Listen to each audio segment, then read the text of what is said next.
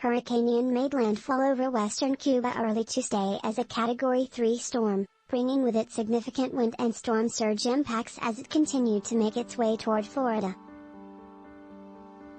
Residents of coastal communities around the Tampa Bay region have been ordered to evacuate and urged to go even short distances to avoid the worst of the storm.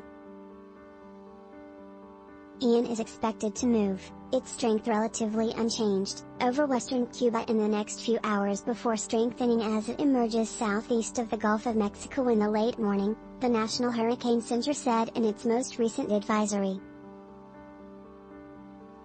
It is expected to move west of the Florida Keys later today and head for the west coast of Florida as a major hurricane by Wednesday night.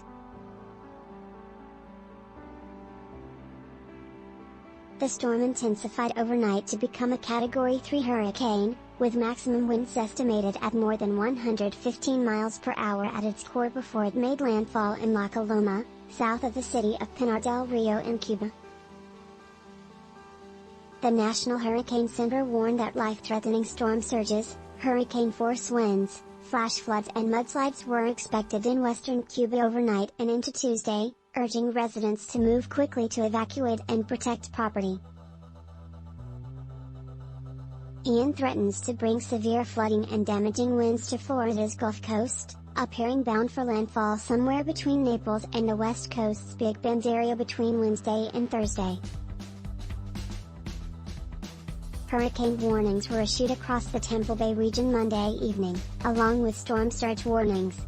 The hurricane's biggest threat may be the storm surge, a rise in ocean water over normally dry land caused by low air pressure and winds. The National Hurricane Center predicts Ian could send as much as 5 to 10 feet of storm surge onto Florida's coastline, a hazard that can be deadly and destructive.